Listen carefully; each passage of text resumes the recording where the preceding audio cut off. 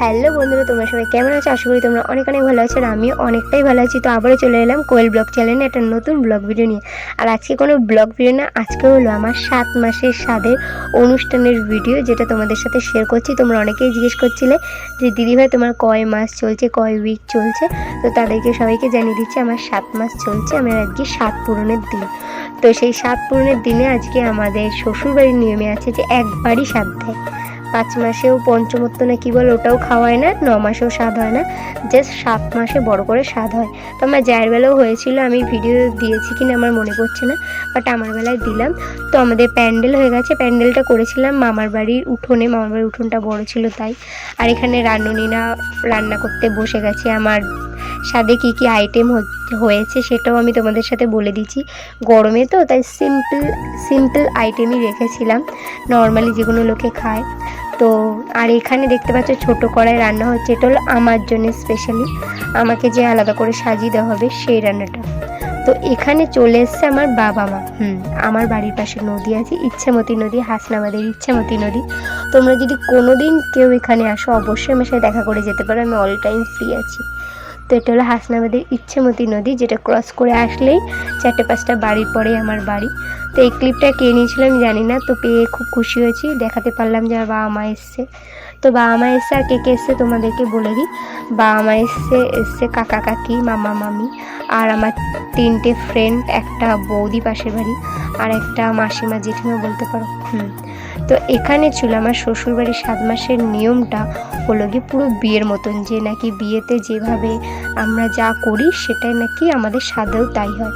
তো এখানে সেটাই হয়েছিল। আগে আমাদের স্নান করিয়ে দিল, দিয়ে আমাদের বরণ করছে। আর স্নানটা দুজনকে একসাথেই করতে হবে, মানে আমাকে আর আমার হাজব্যান্ডকে একসাথেই স্নান করবে, তোমাদের দাদাভাইকে। তো দুজন স্নান করে নেওয়ার পরে এখানে আশীর্বাদের পর্ব চলছে, বরণ আর কি যেটা বলে সেটা চলছে। আর তার থেকেও বড় কথা যে আমার এত গরম লাগছিল যে এখানে দাঁড়িয়ে স্নান করতে হবে, আর স্নান করা যাবে না, মানে টোটালি গায়ে সাবান না শ্যাম্পু না এভরিথিং কিচ্ছু ছোঁয়ানো যাবে না। কলা তলায় যেটুকু জল ঢেলবে সেটুকু জলেই চান করতে হবে।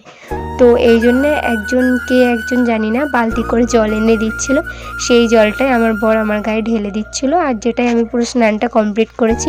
আর আমার বরও সেই জলেই স্নান কমপ্লিট করেছে।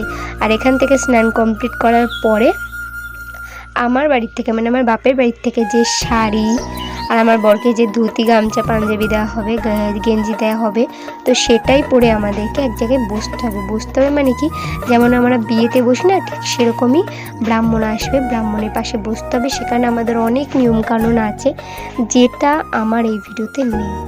আর কিচ্ছু করার নেই বন্ধুরা, কারণ এই ক্লিপটা কেউ তুলিনি। যখন আমরা ব্রাহ্মণের ওখানে বসেছি তখন যে যার মতন হয়ে গেছে, শুধু 5টা এও ছাড়া আর কেউ ছিল না।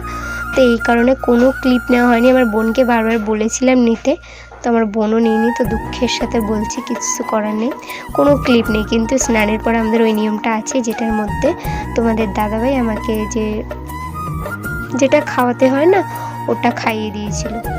তো সেটা খাওয়ানোর পরে আমরা আর কি 7 মাসের স্বাদ অনুষ্ঠান।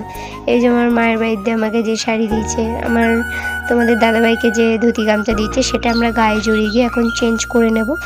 চেঞ্জ করে তারপরে হলো কি আমরা ওই রিচুয়ালটাতে বসবো। তারপর ওই রিচুয়ালটা কমপ্লিট হলে আমরা অন্য কাজে বসবো।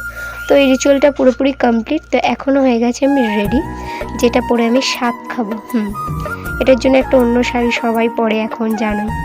তো একটা অন্য শাড়ি পরে নিয়েছি, এদিকে রেডি হয়ে গেছি। আর আমার মা বলছে যে ওর মধ্যে ওগুলো তোল। তো আমি ফার্স্টে তুলে ফেলেছি নড়া। তো সেটা দেখে সবাই বলছে যে আমার ছেলে হবে। আমি জানি না, এইসব নিয়ম আমি ফার্স্ট টাইম দেখলাম, আমার তো ভীষণ ভালো লাগলো। তারপরে মা পায়েসটাও তুলতে বললো পায়েসটা নাকি ফাটেনি। তো পায়েসটা ফাটলে কি হয় আর না ফাটলে কি হয় অবশ্যই কমেন্টে আমাকে জানিও। তো এখানে আমার শ্বশুরবাড়ির সবাই এতটাই কাজে ব্যস্ত হয়ে গেছিলো যে বাপের বাড়ি আমার বান্ধবী বৌদি এরাই হলো গিয়ে পুরো গোছান করে দিয়েছে। তো গুছিয়ে টুচিয়ে দিয়েছে, আর এখানে সবাই খেতে বসে গেছে। তো আজকের ভিডিওটা এই পর্যন্ত, ভালো লাগলে লাইক কমেন্ট। ভালো লাগে তোমাকে কাছাকাছি পেয়ে।